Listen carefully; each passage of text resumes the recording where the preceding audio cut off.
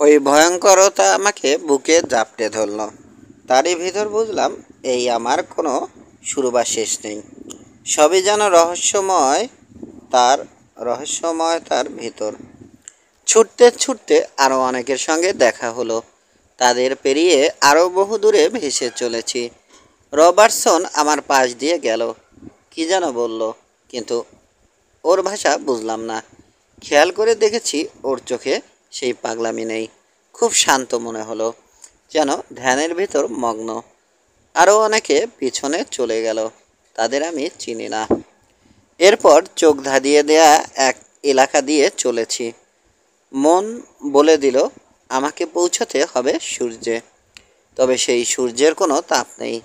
জল করা এক উপত্যকায় পৌঁছে দেখি খানিক দূরে জ্বলন্ত পাহাড়।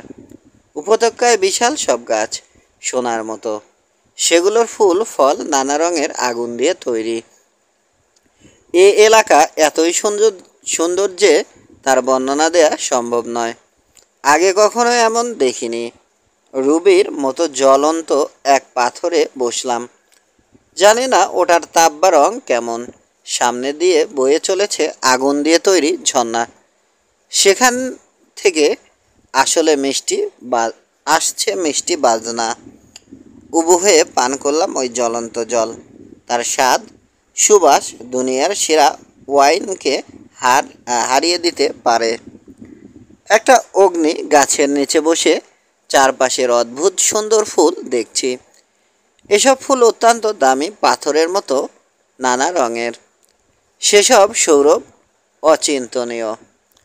প্রচুর পাখি, তাদের পালক সাফায়ার, রুবি বা অ্যামেথিস্টের মতো।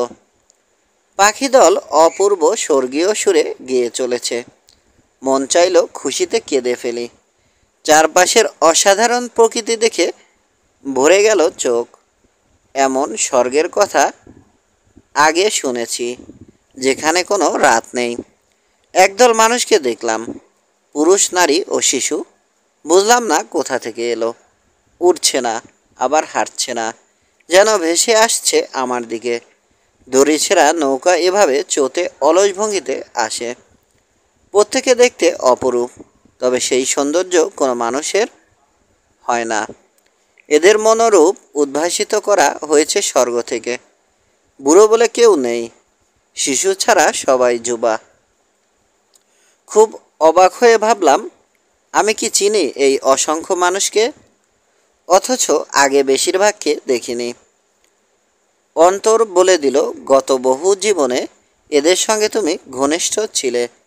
বুঝলাম আমার অবচেতন মন এদের সবাইকে ডেকে এনেছে।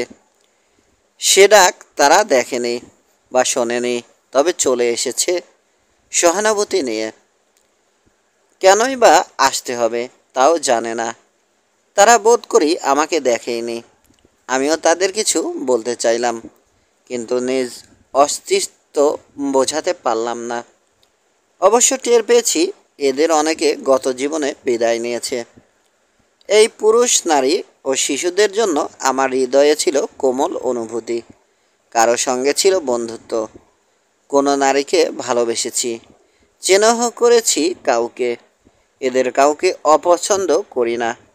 এখানে এমন কেউ নেই যাকে দেখতে চাইনি, তবে তাদের কারো কথা শুনছি না। অথচ সবার চিন্তা আলাদাভাবে বুঝতে পারছি। এদের অনেকে অত্যন্ত সম্মানিত মানুষ, তাদের সুউচ্চ ভাবনা বুঝতে পারলাম না।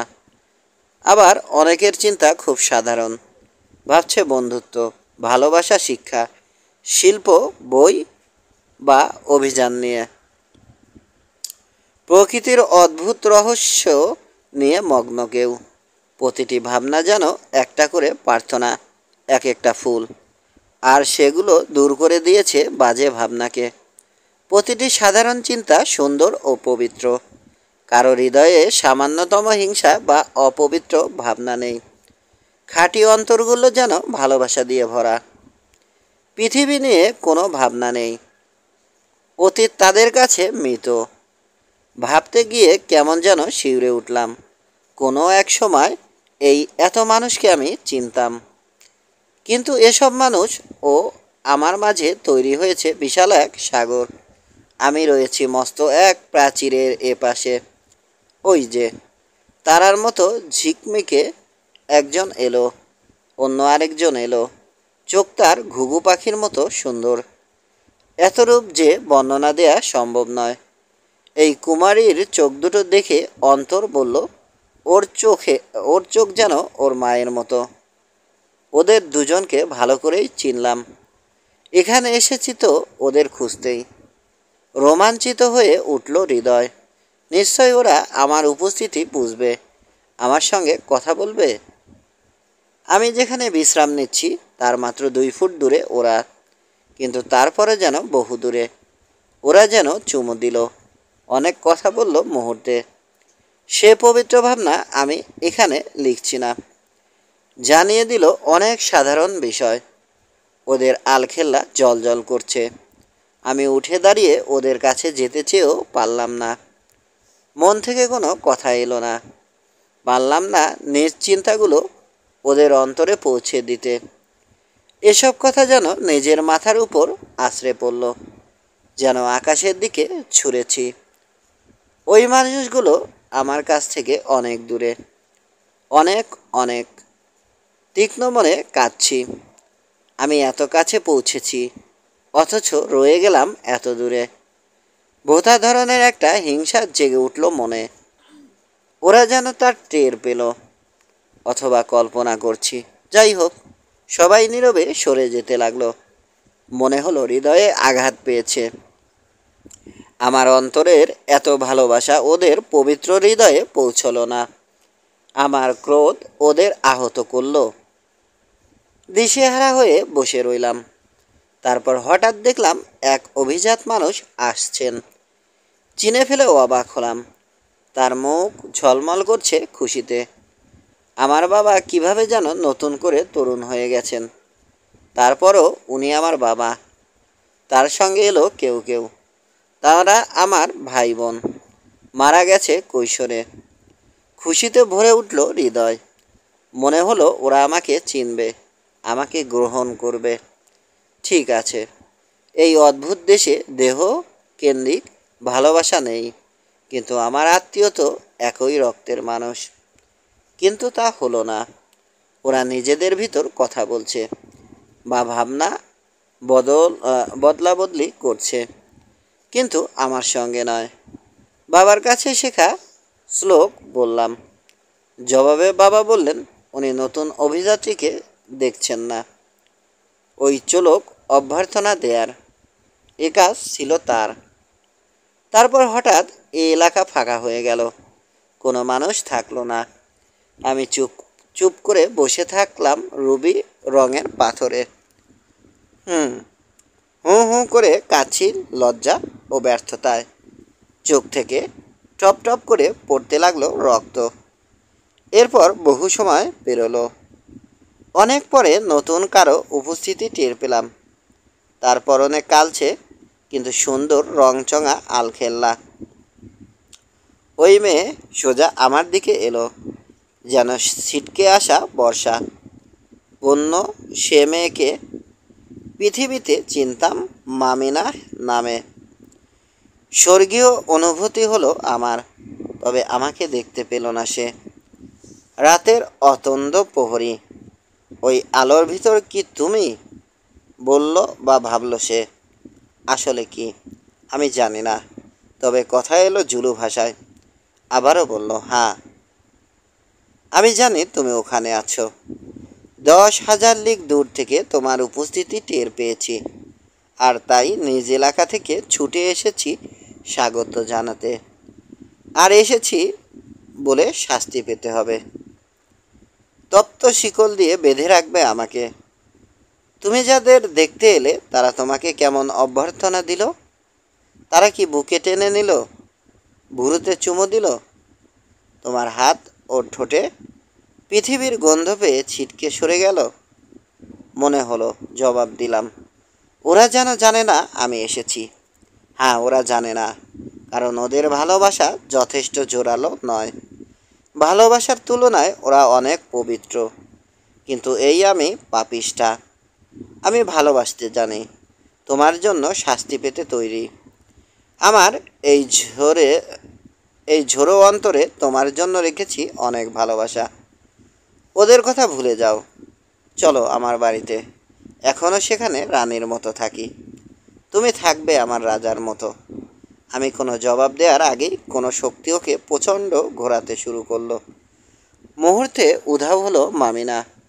ওর মন থেকে ভেসে এলো, কিছুক্ষণের জন্য অভ্যর্থনা দিয়েছি, তবে সব সময় মনে রেখো, আমি মামিনা পাপিষ্ঠার অন্তরে তোমার জন্য রয়েছে দুনিয়া ভরা ভালোবাসা। আর সবই তো ভুলেছি। রাতে আমার জন্য অপেক্ষা করো, রাতের অতন্দ্র প্রহরী। বারবার রাতে খুঁজে পাবে আমাকে। চলে গেছে মামিনা। একাকী বসে রইলাম ওই লাল পাথরের উপর। দেখছি মূল্যবান রত্নের মতো ফুলগুলো, জলজল করছে গাছ ও ঝর্ণার পানি। ভেবে চলেছি এসবের অর্থ কী। ওই বুনো মেয়ে ছাড়া কেউ বুঝলো না এখানে এসেছি। এ কী করে সম্ভব? মামিনার এত ক্ষমতা আমাকে এখানে এসেছি, মামিনার এত ক্ষমতা আমাকে খুঁজে বের করলো, আর কেউ তো পারল না। তবে একটা উত্তর দিয়ে গেছে মামিনা, সে পাপী মেয়ে মানুষ, ওর আছে ভালোবাসা। সে ভালোবাসা জাগতিক, অন্যদের তা নেই। এটা বুঝলাম, পার্থিব কোনো মানুষ স্বর্গের কারো প্রতি বন্ধুত্বের হাত বাড়িয়ে দিলে তা গ্রহণ করা হয় না। অথবা যারা অত্যন্ত পবিত্র, তারা আত্মা ও দেহ সহ মিশতে পারে এদের সঙ্গে। জ্বলন্ত অথচ সুন্দর এ জগতে ভাবনার ভিতর ডুবলাম। বুঝতে পারছি অচেনা এখানে আমি অনাহত, কেউ আমাকে চায় না। এসব ভাবছি, হঠাৎ চমকে দেখলাম অগ্নিঝর্ণার জলে কি যেন ঝাঁপিয়ে পড়েছে। হ্যাঁ, একটা কুকুর সাঁতরে আসছে। ওকে আমি চিনতে পেরেছি, গত দশকে ওকে দেখিনি। একটা মঙ্গ্রেল, অর্ধেক স্পানিয়েল অর্ধেক বুল টেরিয়ার। কৈশোরে ছিল আমার ঘনিষ্ঠ বন্ধু। একটা ওয়াইল্ডার বিস্টের শিঙের আঘাতে মারা পড়ে। আমি ঘোড়া থেকে পড়লে আমাকে আক্রমণ করে ওই জন্তু, আর তখন অসীম অসীম সাহস নিয়ে তাকে ঠেকাতে চেয়েছে মঙ্গ্রেল। সেই সুযোগে উঠে দাঁড়াতে পারি, স্যাডল থেকে রাইফেল নিয়ে খতম করি ওয়াইল্ডার বিস্টারকে। কিন্তু ততক্ষণে ভয়ঙ্কর আহত হয়েছে প্রিয় মঙ্গ্রেল। আমাকে বাঁচাতে গিয়ে জান দিতেও দ্বিধা ছিল না ওর। নাম ছিল স্মার্ট। এ মুহূর্তে আগুনে ঝর্ণা সাঁতরে এগিয়ে আসছে। দেখতে না দেখতে এদিকের তীরে উঠে এলো। বার কয়েক মাটি শুকলো, তারপর দৌড়ে চলে এলো রুবিরঙা পাথরের কাছে। বারবার বাতাস শুকছে, বোধহয় কুই কুই করে খুশির আওয়াজ করছে। তারপর মনে হলো আমাকে দেখতে বা ঠাওর করতে পারলো। পিছনের দুপায়ে ভর করে উঠে জিভ দিয়ে চাটতে লাগলো আমার মুখ। খুশিতে পাগল হয়ে উঠেছে। ওকে পরিষ্কার দেখছি, কিন্তু ওর শব্দ শুনছি না। ততক্ষণে জোর আবেগে কাঁদতে শুরু করেছি। ওকে জড়িয়ে ধরে চুমু দিতে চেয়ে পারলাম না। আমি নিজে তো ওরই মতো ছায়া। এমন সময় হঠাৎ করে চারপাশে হাজারো রঙের শিখা বিস্ফোরিত হলো। পরক্ষণে তলিয়ে গেলাম অসীম কালো গহ্বরে। কোনো সন্দেহ নেই আমার সঙ্গে কথা বলছিল আয়েশা। কি বলেছে, কি বলার ছিল তার? কোনো বাক্য শুনিনি, তবে শুনলাম হাসি। অন্তরে টের পেলাম হাসছে ব্যঙ্গ করে। আমার চোখের পাতা ভারী, যেন গভীর ঘুম এসেছে। জোর করে চোখ খুলে দেখলাম নিঃসিংহাসনে বসেছে আয়েশা। চট করে খেয়াল করলাম ওর মুখে মেকআপ নেই। আমসুলোপোগাস ও হ্যান্সকে দেখার জন্য ঘুরে চাইলাম, তারা নেই। ধারণা করলাম আগেই চলে গেছে, নইলে মেকআপ পরে থাকতো আয়েশা। ঘরে আমরা দুজন ছাড়া কেউ নেই। মোহনীয় এবং উষ্ণ স্বরে বলতে লাগলো সে। কণ্ঠে আগে যে টিটকারি ছিল তা মিলিয়ে গেছে। তুমি তোমার অভিযান শেষ করেছো, অ্যালান বলল। এবার আমাকে খুলে বলো, কি দেখলে? তোমার মানসিকতা থেকে বুঝছি তুমি রক্ত মাংসের মানুষ দেখে খুশি। আত্মার সঙ্গে সময় কাটিয়ে শেষে এক সাধারণ মেয়েকে খুঁজে পেয়েছো। এসো আমার পাশে বসে তোমার কাহিনী বলো। অন্যরা কোথায়? ধীরে ধীরে উঠে দাঁড়ালাম। বড় দুর্বল লাগলো। ঘুরছে মাথা, টলমল করছে পা। কালো যোদ্ধা যথেষ্ট ভূত দেখেছে, বোধহয় তুমিও। এটা পান করো, ফিরবে পুরুষশালী শক্তি। তোমার বোধহয় উচিত আমাকে ধন্যবাদ দেয়া। আমার দক্ষতা ক্ষমতা তোমাদের ওখান থেকে নিরাপদে ফিরিয়ে এনেছে। জীবিত কারো ওখানে যাওয়ার কথা নয়। পাশের টুল থেকে অদ্ভুত অদ্ভুত কাপ নিল সে, বাড়িয়ে দিল আমার দিকে। কাপ নিয়ে পান করলাম। জানতে চাই না ওটা ওয়াইন না বিষ। ব্যর্থ এই অন্তর গনগনে আগুনে পুড়ছে। নিজ আত্মা আমার সঙ্গে বিশ্বাসঘাতকতা করেছে। কাপের তরল শিরার ভিতর জেলে দিয়েছে আগুন। তবে ওটার কারণে ফিরল সাহস। মনে হলো বেঁচে থাকা খুব খারাপ নয়। সিংহাসনে উঠে উঠে বসলাম। ওটার মস্ত পিঠে হেলান দিতেই মুখোমুখি হয়ে গেলাম দুজন। আমার দিকে চেয়ে আছে সে। খুব কাছ থেকে দেখছি অপূর্ব রূপ। কিছুক্ষণ কোনো কথা বলল না, শুধু চেয়ে রইল আমার চোখে। মৃদু হাসছে। মনে হলো যেন অপেক্ষা করছে আমার উপর কাজ শুরু করবে ওয়াইন। আবার পুরুষ হয়ে গেছো অ্যালান, এবার বলো ওখানে কি দেখলে? কাজেই প্রথম থেকে ওকে সব খুলে বললাম। বোধহয় ওর কোনো শক্তি বাধ্য করলো আমাকে সত্য বলতে। আমার কাহিনী শুনে মোটেও বিস্মিত হলো না। তোমার স্বপ্ন সত্য হয়েছে, থেমে যাওয়ায় বলল। তার ভিতর রয়েছে একটা শিক্ষা। তাহলে আমি স্বপ্ন দেখেছি? বাধা দিয়ে জানতে চাইলাম। সবই স্বপ্ন, এমনকি যে কারো জীবন। তাই নয় অ্যালান? তুমি তাই দেখেছ। একটা স্বপ্নের ভিতর আরেকটা স্বপ্ন। অনেক আগে হাতির দাঁতের কারুকাজ করত একদল কর্মকার। তারা গোলকের ভিতর আরেকটা করে গোলক রাখত। এভাবে ছোট হতে থাকতো গোলক। শেষে ভিতরে থাকতো একদানা সোনা বা মণিমুক্তা। ওসব গোলক না ভেঙে খুলতে হতো। শেষ গোলক যে খুলতো সে পেত পুরস্কার। সাবধানে বের করতে হতো গোলক। খুব কম সময় বেরোতো রত্ন। অনেকে বলতো গোলকের ভিতর কিছু নেই, তবে যে তৈরি করতো সে জানতো ভিতরে কি রেখেছে। আমি এক লোককে দেখেছি, সে পাগল হয়ে গিয়েছিল। খুঁজতে খুঁজতে একদিন মরে গেল। উন্মোচন হলো না রহস্য। স্বপ্ন থেকে সত্যকে বের করে আনা তার চেয়ে ঢের কঠিন। ওটা যদি সত্যি কোনো স্বপ্ন হয়, তার ভিতর কিসের শিক্ষা? চাইলাম কোনো রূপক দিয়ে যেন না ভোলাতে পারে। জানি তোমার প্রথম প্রশ্নের জবাব পেয়েছো অ্যালান। ওটা ছিল স্বপ্ন। মনে রেখো, স্বপ্নের এ বিশাল গোলক কিন্তু আমি তৈরি করিনি। ওটার ভিতরের অকল্পনীয় রত্ন আমি দেখিনি। এসব দেখবে শুধু কোনো দেবতা। কিন্তু স্বপ্নের সত্য বা সে শিক্ষা আসলে কি? স্বপ্নের কথা তুমি বলেছ। তখন তুমি একটা সিংহাসনে বসো, নিজের বিচার করো। ওটাই চরম সত্য। তুমি বড় সাধারণ অ্যালান, তবুও কিভাবে সিংহাসনে পৌঁছলে এতে অবাক হয়েছি। এতকাল ভেবেছি পৌঁছাতে পেরেছি শুধু আমি। ভাবলাম আমি বোধহয় বুঝতে পেরেছি ওই কল্পনা কোথা থেকে এসেছে। সম্মোহনের ভিতর ওর নিজস্ব ধারণা আমার উপর প্রভাব ফেলেছে।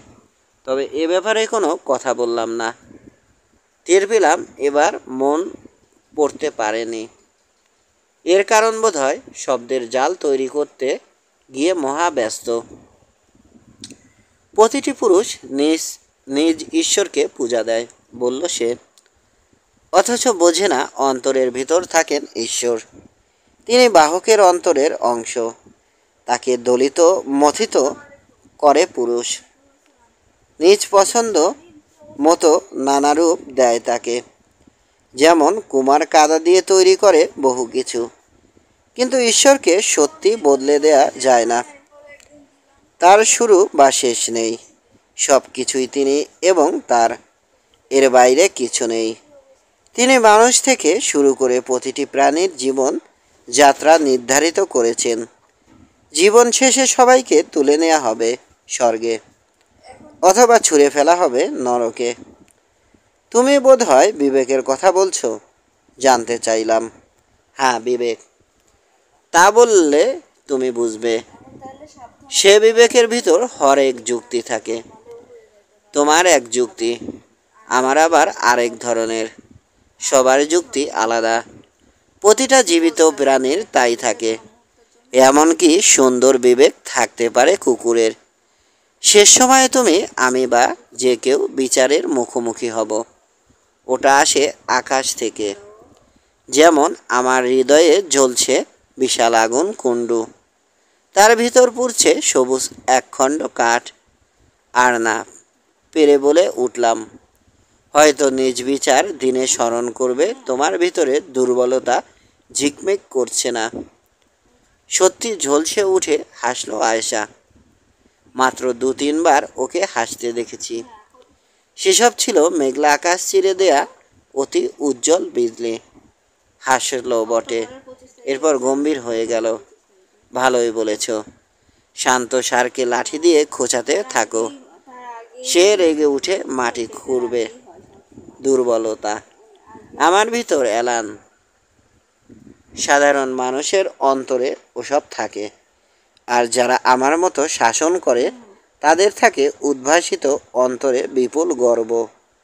আমার মতো খুব কম মানুষ এত ক্ষমতার অধিকারী হয়েছে। স্বপ্নের ভিতর কি সত্য ছিল তুমি জেনেছ। এবার জানতে চাও কিসের শিক্ষা? হ্যাঁ, জানতে চাই। বলে ফেলো। সন্দেহ নেই আমার জ্ঞান বাড়বে। শিক্ষা হচ্ছে তুমি অতি নগণ্য ও দুর্বল। তুমি বোকা, ফলে পছন্দের মানুষকে খুঁজতে গেছো ভিন জগতে। জানতে চেয়েছ তারা মৃত্যু দরজার ওপাশে কি করছে। তারপর জানতে পেরেছ ওরা নিজ স্বর্গে আনন্দিত। এতে তুমি কষ্ট পেয়েছ, তবে ওদের চেয়ে পৃথিবীর অনেককে ঢের বেশি চেয়েছ। কখনো না। জোর দিয়ে বললাম, এটা ভুল কথা। দুঃখিত অ্যালান, তবে বহু মেয়ের দিকে ঘুরে চেয়েছ। পুরুষ এমনই হয়। তুমি কি মৃতদেহের বিষয় বুঝতে পেরেছ অ্যালান? বোধহয় বোঝাতে চাইছ স্বর্গবাসীরা পৃথিবী স্বর্গবাসীরা পৃথিবীবাসীকে ভুলে যায়, নতুন করে বিয়ে করে, পরে পড়ে থাকে অতীত স্মৃতি। তাই তো করবে। পৃথিবীবাসী মানুষ ওই একই কাজ করে না। অবশ্য আমি যখন লোকালয়ে ছিলাম, দ্বিতীয়বার বিয়ে নিষিদ্ধ ছিল। এখন যে কেউ দ্বিতীয়বার বিয়ে করতে পারে। একজনকে নিয়েই বা কেন পড়ে থাকতে হবে? বোধহয় আমার চরিত্র নিয়ে কিছু বলতে চাইছে। রেগে যেতে গিয়ে পরক্ষণে মনে মনে হেসে ফেললাম। বোধহয় অন্য কথা বলেছে। স্বর্গবাসী পৃথিবীর সেই একই সঙ্গী বা সঙ্গিনী নিয়ে বাস করবে কেন? তাদের কেউ আমাকে গ্রহণ করবে তা নাও হতে পারে। আমার চেয়ে ঢের ভালো কাউকে বেছে নিতে দোষ কোথায়? ভাবতে গিয়ে ভালো লাগলো না, তবে মাথা থেকে ঝেড়ে ফেললাম এসব। ভাবলাম এ আমার দেখা সেরা মায়াজালকারিণী মেয়ে। আমার কথা বুঝেছ অ্যালান, বলে গেল সে। ততক্ষণে টের পেয়েছি বক্তব্য শেষ না করে থামবে না। তোমার কথা অনুযায়ী সূর্য বা ভিন্ন গ্রহের মানুষ তোমাকে দেখতে পায়নি, জানতে পারেনি তুমি গেছো। হয়তো তোমার কথা তাদের মনে নেই, অথচ অন্যরা তোমার স্বপ্ন দেখেছে। আবার এমনও হতে পারে ওরা কখনো তোমার স্বপ্ন দেখেই না। অন্তত একজন মনে রেখেছে। মুখ ফসকে বললাম, সে আর একটা কুকুর। পরক্ষণে বুঝলাম বিদ্রুপের মুখে পড়ছি। হ্যাঁ, এক অসভ্য জঙ্গলি মেয়ে, যে নিজ পাপে আত্মহত্যা করে বিদায় নিয়েছিল। বুঝলাম না কি করে জানলো। আবার শুরু করলো, ও পবিত্র হয়নি আর তাই তোমাকে মনে রেখেছে। তবে সাদা মনের কারো বদলে ওকে কাছে টেনে নিতে চাওনি। তার মনে পড়ছে ওই কুকুর তোমাকে খুঁজে বের করে। সে ছিল বিশ্বস্ত, তার অন্তর বহু মানুষের চেয়ে খাঁটি। ওর কাছ থেকে শিক্ষা নাও, বিনীত হতে শেখো। ভাবতে যেও না দুনিয়ায় দুনিয়ার ভরা মেয়ে তোমার হৃদয় নিতে ব্যস্ত। কেউ তোমাকে ভালোবাসতে পারে, তবে তা ক্ষণিকের জন্য। বুঝলাম। ততক্ষণের আগে গা কাঁপছে আমার। প্রায় লাফ দিয়ে সিংহাসন থেকে নেমে পড়লাম। তোমার কথা অনুযায়ী আমার ঢের শিক্ষা হয়েছে। এখন বিদায় নিতে চাই। আর কেন যেন মনে হচ্ছে তুমিও ভালো শিক্ষা পাবে। আমার যেমন লাগছে, তখন তার চেয়ে বেশি ফুর্তি মিলবে তোমার। 22। তুঙ্গে উঠেছে মেজাজ। তখনও ভেবে চলেছি সে স্বপ্ন নিয়ে। ওটা স্বপ্ন বা কল্পনা, সব এসেছে বোধ হয় আয়েশার তরফ থেকে। এরই মধ্যে একটা ধারণা তৈরি হয়েছে মনে। সন্দেহ নেই আয়েশা বড় মাপের হিপনোটিস্ট। মায়াজাল ফেলেছে শিকারের উপর, নিজ ভাবনা চাপিয়ে দিয়েছে বিমোহিত মানুষের উপর। এসব বুঝেছি, কিন্তু দুটো বিষয় পরিষ্কার হলো না। প্রথম কথা, আচ্ছন্ন মানুষের ব্যক্তিগত তথ্য কিভাবে জানে? যেভাবে হোক ওর যোগাযোগ হয়েছে জিকালির সঙ্গে, কিন্তু এমনকি জিকালি জানতো না আমার অতীত। এ জানে না হ্যান্সো, অথচ নিখুঁতভাবে জেনে নিয়েছে আয়েশা। ধারণা করছি সব টের পেয়েছে রহস্যজনক কোনো উপায়ে। আমার নিজ মন বা চিতিকে উত্তেজিত করেছে, ফলে দেখেছি নানান দৃশ্য। অস্বাভাবিক বুদ্ধি করে পটভূমি তৈরি করেছে, তার ভিতর রেখেছে প্রাচীন গ্রিক বা মিশরীয় পরিবেশ। সব ওর মনের ভিতর ছায়ার মতো ছিল। প্রয়োজনে ঘটনার উপর চাপিয়ে দিয়েছে রং। যে লোকের উপর সম্মোহন প্রয়োগ করেছে, সে স্বপ্নের মতো দেখেছে সেসব দৃশ্য। আমি এমন কোনো দৃশ্য বা কথা শুনিনি যা সে তৈরি করেনি। সোজা কথায় আমি নিজে যোগান দিয়েছি কাদা, আর তা দিয়ে অন্য কিছু তৈরি করেছে সে। ভাবতে লাগলাম দ্বিতীয় বিষয়ে, এই তিক্ত পরিস্থিতি কেন তৈরি করলো। কারণ বোধহয় বুঝতে পারছি। প্রথম কথা, নিজের ক্ষমতা জাহির করতে চেয়েছে। আমাকে বোঝাতে চেয়েছে ওর আছে আধি ভৌতিক শক্তি। দ্বিতীয়ত, যুদ্ধের কারণে ঋণী ছিল, কাজেই চেয়েছে সে ঋণ শোধ করতে। তৃতীয়ত যেভাবেই হোক আমি ওকে আহত করেছি। এরপর সুযোগ পেতে প্রতিশোধ নিতে চেয়েছে।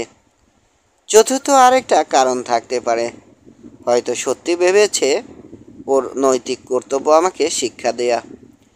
আমাকে বোঝাতে চেয়েছে মানুষের আশা কত অযৌক্তিক। নিজেকে এত গুরুত্বপূর্ণ ভাবার কোনো কারণ নেই।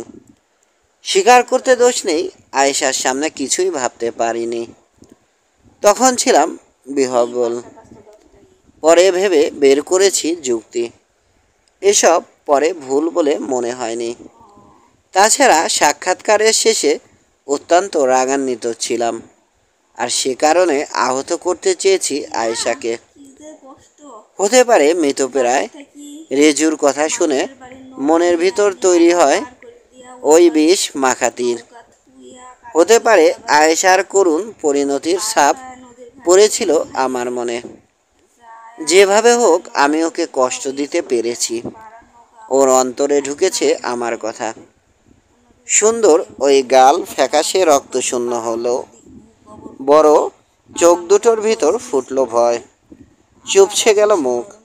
সে সময় খানিকের জন্য ওকে বুড়ির মতো লাগলো, কাঁদতে শুরু করলো। আমি ওর পোশাকে 2 ফোঁটা অশ্রু পড়তে দেখেছি। এতে আমি ঘাবড়ে গেলাম। তোমার কি হয়েছে জানতে চাইলাম। কিছু না জবাবে বলল আয়েশা। তবে তুমি আমাকে আহত করেছ। তুমি জানো না এলান, কাউকে অভিশাপ দেয়া খুব অত্যাচারীর কাজ। এসব কথা আসে ভবিষ্যতের পালক থেকে। ওই পালকে মেশানো থাকে বিষ। আর সত্যি পরে নিজের কাজ শেষ করে। আরও খারাপ লাগে যাকে বন্ধুত্ব ও ভালোবাসা দিয়েছেই সে নিষ্ঠুর আচরণ করলো। মনে মনে বললাম, তুমি কোথায় আমার বন্ধু? তুমি বন্ধুত্বের নামে অপমান করেছো যখন খুশি। ওর কাছে জানতে চাইলাম, ভীতু হওয়ার কি আছে? তোমার তো অনেক ক্ষমতা। কোনো ভয় পাওয়ার কথা নয়। ভয়? তোমাকে তো আগেও বলেছি, কখনো নিয়তি ফেরানো যায় না। কেন জানি না, তোমার কাছ থেকে ওসব শুনে কেমন যেন লেগেছে। রেজুর কথাই ধরো, সে নিজেকে অজয় ভাবত। আজ সে কোথায়? আমারও তেমন হতে পারে। দেবী আমাকে অভিশাপ দিয়েছে, তারই এক পুরোহিতকে ভালোবেসে কেড়ে নিয়েছি। জানি না কখন কোন সময়ে নেমে আসবে শাস্তি। আর সত্যি বলতে আমার উপর শাস্তি নেমে এসেছে। শত বছর ধরে রয়েছি অসভ্যদের ভিতর। অপেক্ষা করছি বিধাতার মতো আমার প্রেমিক ফিরবে। শুধু তাই নয়, তার চেয়ে বড় শাস্তি মিলে গেছে। থাক, আমি এ নিয়ে কিছু বলতে চাই না। হু হু করে কাঁদতে লাগলো আয়েশা। প্রথমবারের মতো আমার মনে হলো এই অপরূপা মেয়ের ক্ষমতা থাকতে পারে, কিন্তু মানসিকভাবে সে অত্যন্ত একাকী। নিঃসঙ্গতা ওর মনকে কুরে কুরে খাচ্ছে। এদিক থেকে সে অতি সাধারণ। আমি বিশ্বাস করি না অমৃত পান করেছে। যদি ধরি তা পেয়েছে, বদলে হারাতে হয়েছে ওর মনের সব সুখ। কিছুক্ষণ পর কান্না কমে এলো, ফোঁপাতে লাগলো। একটু আগে মিলিয়ে যাওয়া রূপ আবার ওর ভিতর ফিরছে। মনে হলো কালো ধূসর আকাশে আবারও ফুটছে আলো। কাউকে বোঝাতে পারবো না আয়েশা দেখতে কত অসাধারণ। দীর্ঘ কেশ এসে পড়েছে অশ্রু ভেজা কপালে। ওর সৌন্দর্যের দিকে চেয়ে ভিজে গেল আমার অন্তর। অবাক হয়ে দেখতে লাগলাম ওই অদ্ভুত রূপ। দয়া করে কেঁদো না, নরম স্বরে বললাম। তুমি এমন করে কাঁদলে আমার মন ছোট হয়। যদি কোনো কষ্ট দিয়ে থাকি, আমি ভুল করেছি। মাথা দোলালো আয়েশা। ছড়িয়ে পড়ল এলো চুল। আগেই মুখ ঢেকে গেছে, এখনো কেঁদে চলেছে। একটু ভেবে দেখো আয়েশা, বললাম। তুমি তো নিজের তিক্ততা থেকে আমাকে অনেক রুড কথা বলেছ। শেষে আমিও বাধ্য হয়ে তিক্ত কথা বলেছি। আর সে রুড কথা তোমার প্রাপ্য নয় এলান। প্রায় ফিসফিস করে বলল। একটু ভেঙে গেল কণ্ঠ। মিষ্টি সুবাস আসছে ওর চুল থেকে। কেন জানতে চাইলাম।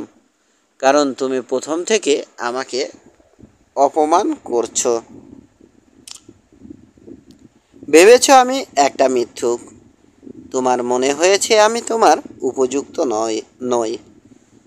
অপমানের পর অপমান করেছ। আমি নিজেকে সরিয়ে নিয়েছি। তারপরও হয়তো অজান্তে আহত করেছি। কিন্তু আমি প্রথম থেকে তোমাকে পছন্দ করি। আবার ফোঁপাতে লাগলো আয়েশা। একটু একটু করে দুলছে নিজের দুঃখের ভিতর। কেমন যেন লাগলো আমার মন। জানি না কিভাবে সান্ত্বনা দেব। তারপর পাশে রাখা দুধ সাদা হাতে আলতো চাপ্পড় দিলাম, তাতে কোনো লাভ হলো না। এবার আস্তে করে ওর হাত তুলে চুমো দিলাম, বিরক্ত হলো না। তারপর হঠাৎ একটা কথা মনে পড়ে গেল, আস্তে করে নামিয়ে দিলাম হাত। সামান্য ঝাঁকিতে মুখের উপর থেকে চুল সরিয়ে দিল সে। অদ্ভুত সুন্দর দু চোখ ফেলল আমার চোখে। তারপর নিজের হাতের দিকে চেয়ে বিড়বিড় করে বলল, তুমি এ কী করলে অ্যালান? কিছুই নয় বললাম, তবে মনে পড়েছে তুমি ক্যালিক্রেটের বাগদত্তা। ভুরু কুচকালো আয়েশা। আর সেই ক্যালিক্রেট অ্যালান? আমি তার জন্য পাপ করেছি, আজও কেঁদে চলেছি একাকিত্বের প্রহরে। ওর জন্য আমাকে অপেক্ষা করতে হবে এতগুলো শতাব্দী ধরে। আমার পা বাঁধা থাকবে ওই ক্যালিক্রেটের শিকলে। আমার কাছে নানাভাবে ঋণী। আর এখন সে আমার থেকে অনেক দূরে। অ্যালান, তুমি কি বলতে পারো স্বর্গে ওকে দেখেছো? হয়তো সেখানে আছে। ধীরে ধীরে মাথা নাড়লাম। ভেবে চলেছি কিভাবে ওকে শান্ত করি। এদিকে বুঝতে পারছি ওই মায়াবী চোখ কেড়ে নিচ্ছে আমার অন্তর। মনে হলো আমার দিকে ঝুঁকে এসেছে, মুখ তুলে চাইল। একটু ফাঁক হলো দুই ঠোঁট। তারপর নিজেকে আর সামলে রাখতে পারলাম না। আমিও ঝুঁকে গেলাম। হ্যাঁ, পাগল হলাম। আমার পৃথিবীতে থাকলো শুধু সে, আর সব হারিয়ে গেল। চট করে আমার হৃৎপিণ্ডের উপর হাত রেখে বলল আয়েশা, থামো। কি করতে চলেছ?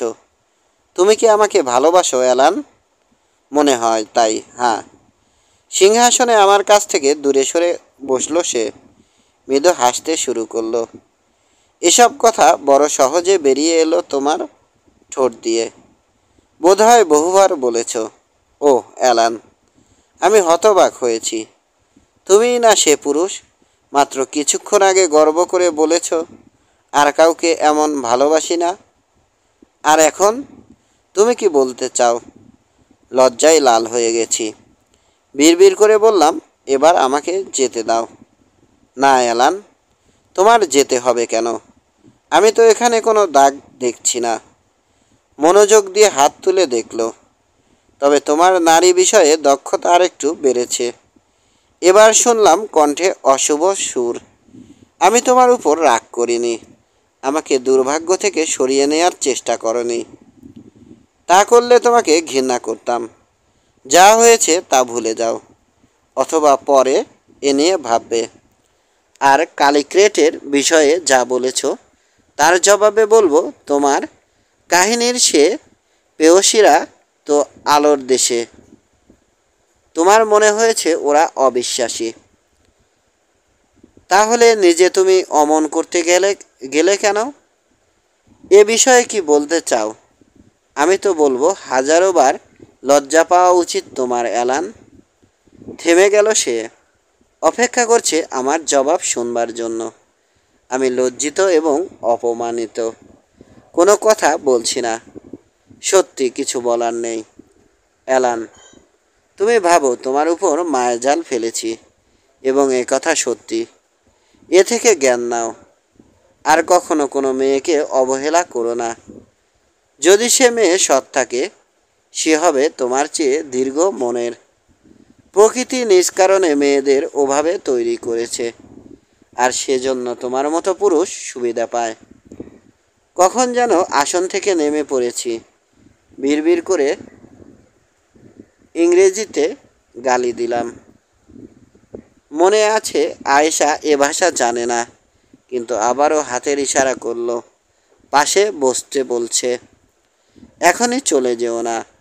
তোমার মনের সেই ক্ষুধার্ত পুরুষ বিদায় নিয়েছে। বসো, তোমার সঙ্গে কাজ আছে। শুধু নিজের কথা ভাবছো তুমি। তোমার ঋণ আমি শোধ করেছি, কিন্তু বুড়ো জাদুকরেরটা নয়। সেই পাঠিয়েছে তোমাকে কোর শহরে, এবং গত 1 ঘন্টার ভিতর আমার সঙ্গে যোগাযোগ করেছে। ব্যক্তিগত কষ্টের ভিতর এই অবিশ্বাস্য কথা শুনে ফাঁকা চোখে চাইলাম ওর দিকে।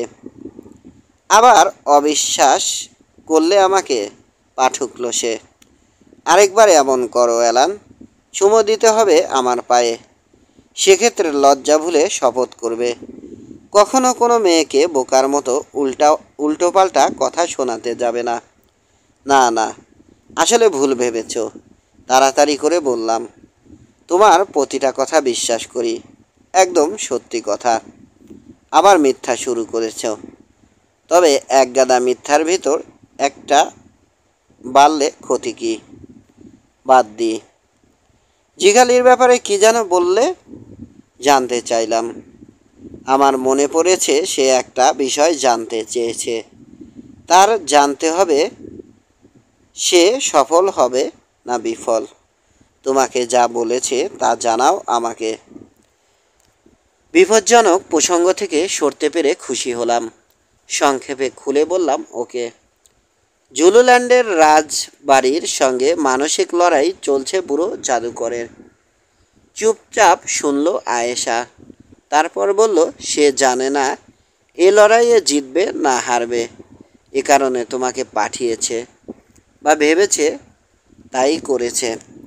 আসলে তোমার নিজ কোনো কারণে পাঠায়নি। এবার শোনো, আমি জানি না এ সামান্য কারণে আমাকে কেন জড়াতে চেয়েছে। ওর ধারণা ওই লড়াই বিশাল কিছু। ঠিক আছে, আমি তার কাছে ঋণী, কাজেই জবাব দেওয়ার চেষ্টা করব। ওই গামলা আমার সামনে এনে রাখো অ্যালান। মার্বেলের তেপায়ার উপর রাখা পানিতে আধ ভরা ক্রিস্টাল গামলা। ওটার দিকে আঙুল তাক করল সে। ওটা এনে আমার পাশে বসো, ওটার ভিতর চেয়ে থেকো। কথা অনুযায়ী তেপায়া এনে বসে পড়লাম ওটার সামনে। ঝুঁকে পড়েছি। শ্যাম্পু করার সময় এমন করে মানুষ। এসব বোকামি মনে হচ্ছে। বিরক্ত চেপে রাখলাম না। আমার কি করতে হবে? কিছুই তো দেখছি না। আবারও দেখো, বলল। ওর কথা শেষ হতে না হতে পানি মেঘের মতো ঘোলাটে হয়ে গেল। তার ভিতর ফুটে উঠল একটা ছবি। কোনো কাফ্রি কুঁড়ে ঘরের ভিতর অংশ। একটা মোমবাতি জ্বলছে বোতলের মুখ থেকে। ঘরের দরজার বামে একটা বিছানা। তার উপর শুয়ে আছে ক্লিষ্ট এক মৃত্যু পথযাত্রী।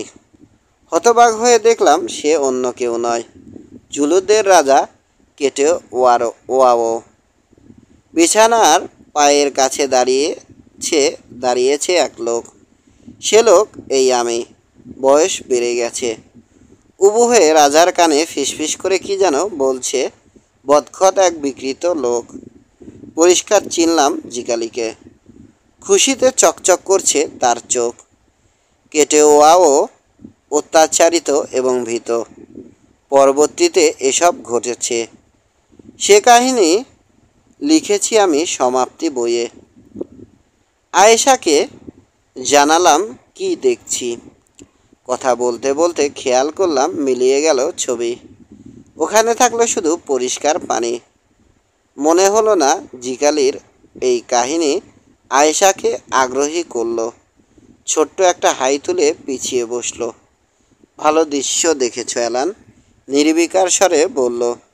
তবে অসভ্যদের ওই ঘটনার সঙ্গে আমি কোনোভাবে জড়িত নই, কাজেই কোনো আগ্রহ নেই।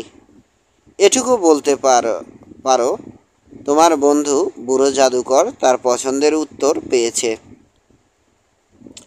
ওই ছবিতে দেখেছ জিকালি রাজাকে ঘৃণা করে। তার কানে হিস হিস করছে, এবং শেষ সময়টা ওখানে দাঁড়িয়ে থাকবে তুমি। জাদুকর আর কি চায়? আবার যখন তার সঙ্গে তোমার দেখা হবে, তাকে বলে দিও আমাকে যেন কম বিরক্ত করে। আমি ঘুম থেকে উঠে ওর আধো বলি শুনতে চাই না। সব সময় অতিরিক্ত আশা করে। এখন ওকে নিয়ে ভাবতে চাই না। দূর হোক ওর নোংরা ষড়যন্ত্র নিয়ে। তোমাদের প্রত্যেকের ইচ্ছা পূরণ করেছি, কাজেই এখন আর কারো কাছে ঋণী নই। বাড়তি দিয়েছ বোধ হয়। শ্বাস ফেললাম। অ্যালান, আমার মনে হয় শিক্ষা থেকে মোটেও আনন্দ পাওনি। ওই আনন্দ ছিল আমাদের দুজনের। কাউকে পাওয়ার আশা করে ব্যর্থ হলে খারাপ লাগে, তবে তার চেয়ে খারাপ লাগে বোধহয় ইচ্ছা পূরণ হলে। বিশ্বাস করবে কি না জানি না, তবে মনে রেখো, পুরুষ সেদিন খুশি হবে যেদিন পৌঁছবে চাহিদাহীন দেশে। বুদ্ধ এ কথাই প্রচার করেছিলেন আয়েশা। হ্যাঁ, মনে পড়ে ওই জ্ঞানী কি প্রচার করেন। কোনো সন্দেহ নেই তিনি সত্য পথের দরজার একটা চাবি পান, কিন্তু এমন চাবি আরও আছে। তবে পুরুষের চাহিদা থাকতেই হবে, নইলে এগিয়ে যাওয়ার স্বাদ ও সাধ্য, আশা বা ভয় কিছুই থাকবে না। সেক্ষেত্রে শেষ হবে মানব জাতি। জীবনের ঈশ্বর এ চান না, তার ইচ্ছে দাসের মনে জেগে থাকুক এসব অনুভূতি। কাজেই অ্যালান, আমরা যদি জ্ঞানী হই, আমাদের উচিত তিক্ততা ভুলে চোখের অশ্রু মুছে ফেলা। এই একই কথা ভাবি আমি বললাম। কোনো সন্দেহ নেই, আমি বিদ্রূপ করলেও জানি আজ থেকে বছরের ভিতর তুমি অনেক জ্ঞান অর্জন করবে। এও জানি তোমার আশাবাদী অন্তর আসলে ভালো, আর তাই তোমাকে নিজ বন্ধু ভেবেছি। হ্যাঁ, তোমাকে প্রেমিক মনে করিনি, সত্যি ভালো একজন বন্ধু মনে করেছি। আর বন্ধুত্ব দেহের প্রেমের চেয়ে ঢের উঁচু পর্যায়ের জিনিস। প্রেমের মৃত্যু হয় দেহের সঙ্গে, কিন্তু বন্ধুত্ব রয়ে যায়। আশা করি আমার কথা বুঝতে পেরেছ। থেমে গেল আয়েশা, থুতনির নিচে দু হাত রেখে কি যেন ভাবছে, যেন বহু দূরে চেয়ে। ওকে আগে কখনো এমন দেখিনি। এখন সে আফ্রোডাইট বা হেয়ার রানীর মতো সুন্দর নয়, মনে হলো অত্যন্ত জ্ঞানী একজন মহিলা, যেন অভিজ্ঞতা ও দূরদৃষ্টির শেষ নেই তার। জানি না কেন প্রায় ভীত হয়ে উঠলাম। ভাবতে শুরু করেছি, এই মেয়ের সত্যি কাহিনী আসলে কি? আসলে কে সে? কোথা থেকে পেল এত জ্ঞান ও অভিজ্ঞতা? হয়তো অদ্ভুত কোনো কারণে আচমকা মন পড়তে পারে। চোখ তুলে আমার দিকে চাইল সে। অন্তর বলল, আবারও সে মন পড়তে পেরেছে। এ জীবনে আর কখনো আমাদের দেখা হবে না বন্ধু, নরম স্বরে বলল। তবে প্রাস আমার কথা চিন্তা করবে। তোমার ওই অন্তর জানতে চাইবে কে ছিল সেই নারী। হয়তো আমাকে ভুল ভাববে, আমি তো পাপ করে দুনিয়া থেকে ছিটকে পড়া একজন। আমাকে থাকতে হবে এ অসভ্যদের ভিতর, বলতে হবে তোমার মতো কাউকে অদ্ভুত কাহিনী। সত্যিই হয়তো এমন নাটকের চরিত্রে আগেও বহু অভিনয় করেছি, আর তাই যদি করে থাকি হয়তো তাও ভুল বুঝবে না আমাকে। অ্যালান, বহুকাল আগে উত্তর সাগরের নাবিকরা আমাকে বলে, ওদিকে রয়েছে শিশির, ঝড়ের ভিতর ভাসমান বরফের পাহাড়, সে অন্ধকারের দেশে রয়েছে কুয়াশাচ্ছন্ন পাহাড়, সেখানে কোনো সূর্য নেই। আরও বলে, সাগরের বুকে সেখানে রয়েছে নীল ও ঝলমলে অংশ, তার নিচে জমাট বরফ বাঁধা দ্বীপ, মানুষ সেই দ্বীপ কখনো দেখেনি। অ্যালান, আমি সেই দ্বীপের মতো। তুমি শুধু দেখেছ আমার চূড়ার ঝিকমিকে আলো বা ঝড়।